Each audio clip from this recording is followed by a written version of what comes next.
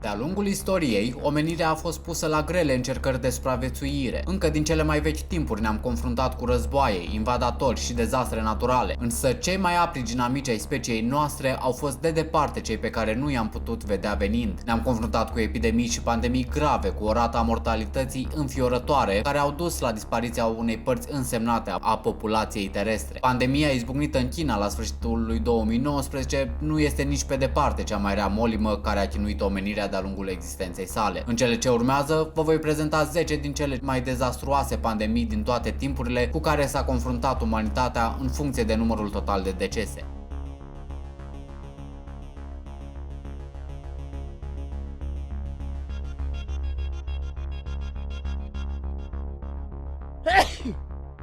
Cunoscută și sub numele de gripă porcină, gripă mexicană sau gripă nord-americană, gripa AH1N1 a izbucnit în Mexic în luna aprilie 2009 și a evoluat ca pandemie, răspândindu-se în întreaga lume. Ultima criză a avut loc în urmă cu 11 ani, în 2009. Noul virus gripal era un nou tip de virus care se transmitea la om și care conținea gene de la virusii gripei porcine, aviare și umane, într-o combinație care nu fusese observată până în acel an nicăieri în lume. Simptomele acestei gripe la om erau asemănătoare cu cele ale gripei sezoniere: febră, tuse, secreții nazale și dureri în gât, iar ocazional boala dezvolta și altele, cum ar fi dureri musculare, frisoane, oboseală, vomă sau diaree. În iunie 2009, Organizația Mondială a Sănătății, OMS, a clasificat boala ca nivel de alertă 6, însemnând apariția de focare comunitare ocazionate local fără prezența unei persoane infectate venită dintr-o regiune a focarului inițial. Un an mai târziu, la 10 august 2010, OMS a anunțat sfârșitul pandemiei. În doar 14 luni, virusul a făcut înconjurul lumii, infectând între 11% și 21% din populație, deși rata de mortalitate a fost inferioară altor maladii, având în vedere că s-a soldat cu până la 575.000 de victime.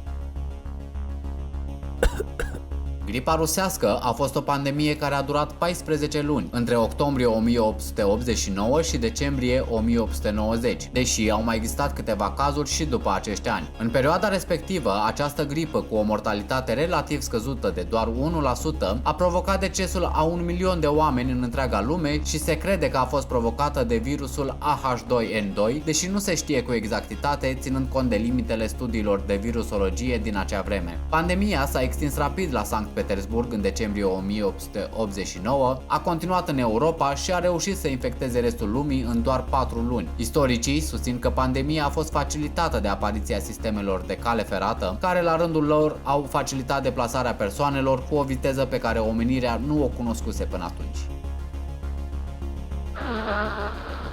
Gripa din Hong Kong a avut ca origine China și a fost provocată de o variație a gripei AH3N2, care s-a răspândit în puțin timp peste tot în lume. A fost cea de-a treia pandemie de gripă din secolul 20 și s-a declanșat în 1968, când a provocat moartea a 1 milion de oameni. Pandemia s-a produs pe două valuri, iar în cele mai multe locuri, al doilea val a provocat un număr mai mare de decese decât primul val. În câteva luni, virusul a ajuns în zona canalului Panama și în Statele Unite, unde fusese luată peste mări de soldații ce se întorceau în California din Vietnam. Până la sfârșitul lunii decembrie, virusul s-a răspândit în Statele Unite, a ajuns în Regatul Unit, în țările din vestul Europei, Australia, Japonia și multe alte țări din Africa, Europa de Est, America Centrală și de Sud.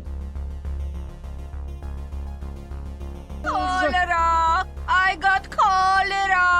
Holera este o boală infecțioasă intestinală contagioasă cauzată de o bacterie numită Vibrionul holeric, boală ce a provocat peste 3 milioane de morți de-a lungul timpului. Aceasta este o boală veche semnalată încă din anul 600 înainte de Hristos pe Valea Gangelui din India. Anual în lume se înregistrează între 21.000 și 143.000 de decese din cauza acestei boli și este răspândită de obicei prin apa contaminată. Boala se manifestă prin tulburări digestive, ca o diaree gravă și vomitări excesive, lucruri ce duc la o deshidratare rapidă. Netratată, holera poate fi fatală în doar câteva ore, chiar și la persoanele cu un sistem imunitar puternic. Canalizarea modernă și tratarea apei au eliminat practic holera în țările industrializate, însă boala este prezentă încă în Africa, Asia de Sud și Haiti. They don't have shelter, they don't have clean water. You can read about it and you can even see it on TV, but when you come here and you see it firsthand, it's unbelievable. I'm sorry. Riscul epidemiei de holeră este cel mai ridicat atunci când sărăcia, războiul sau dezastrele naturale îi forțează pe oameni să locuiască în condiții aglomerate fără o igienă adecvată.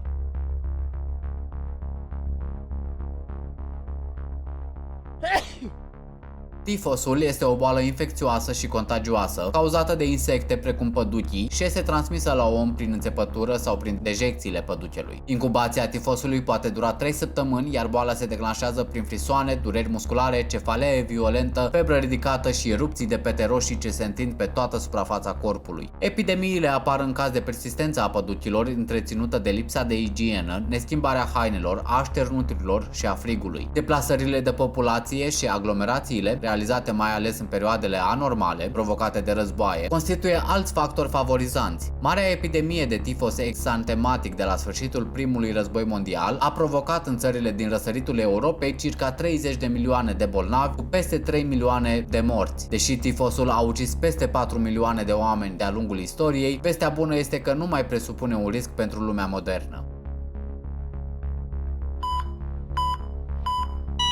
O altă mare epidemie, apărută în anul 1981 în Statele Unite ale Americii, a fost SIDA, care a presupus stigmatizarea unei părți a populației și a influențat enorm asupra obiceiurilor, percepțiilor și a relațiilor sexuale. Boala este provocată de virusul imunodeficienței umane, adică HIV. Acest virus produce o infecție cronică, ireversibilă, cu distrugerea progresivă a mecanismelor de apărare a gazdei și instalarea după un interval variabil de timp, de obicei peste ani, a sindromului imunodeficienței dobândite, adică SIDA. HIV diagnosis about a year ago that would change his life forever. How do you feel? I feel really good. I feel really good. De când a fost raportată prima dată și până în prezent, numărul total de oameni infectați cu virusul HIV a ajuns la 75 de milioane, iar numărul de decese la 32 de milioane. Deși până în prezent boala nu are vindecare, există totuși tratamente pentru a ameliora viața persoanelor afectate. Ciuma neagră, cunoscută și sub numele de Moartea Neagră, a fost una din cele mai violente pandemii din istoria lumii. A fost cauzată de o bacterie numită Yersinia pestis, iar marii responsabili ai răspândirii ciumei au fost șobolanii care infestau orașele medievale. Ea a apărut inițial în Asia, răspândindu-se apoi în Europa după anul 1347. Durerile îngrozitoare, transpirația și frisoanele erau principalele simptome ale bolii. Totuși, mai era ceva care îi deosebea de cei ce sufereau de ciumă, de cei care aveau doar o febră ridicată. În zona axilară, pe gât și eventual în zona inală apăreau niște umflături pline cu puroi numite buboane. La început erau de culoare roz, apoi deveneau purpurii, iar în final negre, ajungând la dimensiunea unor portocale. Nu este nevoie să menționez că victimele mureau în chinuri îngrozitoare. Mulți din cei ce au trăit pe vremea când Moartea Neagră a bântuit Europa au crezut că venise sfârșitul lumii sau că e o pedeapsă de la Dumnezeu. Ciuma neagră a adus schimbări importante în economie, însoțite de un mare regres. Mortalitatea a fost de 60%, comerțul a dispărut, orașele s-au prăbușit, oameni s-au adăpostit la sate și regi au murit. Pe scurt, toate structurile sociale au fost afectate, iar omenirea a avut nevoie de 100 de ani pentru a se recupera. Gripa spaniolă este un tip de gripă care a apărut în timpul primului război mondial, fiind similară cu gripa aviară de astăzi. Aliații din primul război mondial au numit-o gripă spaniolă nu pentru că a pornit din Spania, ci pentru că a primit mai multă atenție de la presa spaniolă decât în restul Europei. Spania nu a fost implicată în conflict, iar presa nu era cenzurată ca în restul Europei. Boala s-a răspândit în multe țări odată cu întoarcerea soldaților de pe front, afectând în principal tinerii și având o rată a mortalității ridicată. Virusul a făcut între 50 de milioane și 100 de milioane de victime în doar 2 ani, între anii 1918 și 1919, adică între 3% și 6% din populația planetei. Se crede că a fost una din cele mai letale pandemii din istoria umanității. Multe dintre victime au fost persoane tinere și sănătoase, gripa spaniolă fiind total diferită de celelalte pandemii, care afectau în mod special copiii, bătrânii și persoane cu sănătatea deja slăbită. În acea perioadă de război și de epidemie, activitatea economică s-a prăbușit. A provocat tot atâția morți ca primul război mondial, unii experți fiind de părere că acest conflict mondial s-a încheiat din cauza epidemiei. Rujeola sau pojarul este o boală ce stă în incubație 21 de zile și se manifestă la început ca o simplă răceală, iar apoi apar puncte roșii maronii, plate sau ușor proeminente, care se pot uni și forma pete. Anterior răspândirii pe scară largă a vaccinării, epidemiile de pojar se produceau la fiecare 2-3 ani. De-a lungul istoriei, pojarul a provocat moartea a peste 200 de milioane de persoane ca urmare a inflamației pulmonare sau a meningelului. Progresele științei au dus la dezvoltarea triplului vaccin antiviral efectuat copiilor, având în vedere că nu există un tratament specific, ci doar se poate preveni contaminarea. Variola este boala provocată de virusul cu același nume. A fost una din cele mai mari și mai dezastruoase boli ale omenirii. Era transmisă prin fluide corporale și contact direct, omorând și desfigurând un număr imens de oameni de-a lungul secolelor. Numai în secolul 20 au murit de variolă între 300 de milioane și 500 de milioane de oameni. O lungă perioadă de timp, rata de supraviețuire era de numai 30%, iar decesele erau provocate de febră mare, deshidratare și alte complicații. În plus, epidemia a desfigurat milioane de persoane, provocând bubițe ce lăsau permanent urme pe față. În anul 1967 s-au îmbolnăvit de variolă circa 15 milioane de oameni, din care peste 2 milioane au murit. În același an, Organizația Mondială a Sănătății a desfășurat o campanie intensă de vaccinare și de informare a oamenilor cu privire la această boală. Vestea bună este că mai târziu, în 1977, variola a fost total eradicată și de atunci nu s-a mai semnalat niciun caz. Variola este singura afecțiune contagioasă ai cărei germeni au fost total eliminați din mediul natural. Astăzi ne confruntăm cu o nouă epidemie cauzată de coronavirus, a cărei rată de mortalitate este de aproximativ 3,4%, conform directorului general al OMS, Tedros Ghebreyesus. Deși acesta este un număr departe de adevăr, rata reală a mortalității fiind greu de calculat din cauza diferenței mari de timp dintre infectare și deces. Până în momentul înregistrării acestui clip, au fost confirmate în România 576 de infecții cu coronavirus, o creștere rapidă cu 143 de persoane față de câte erau în ziua din urmă. În episodul viitor voi vorbi mai multe despre asta. Până atunci, încercați pe cât posibil să stați acasă.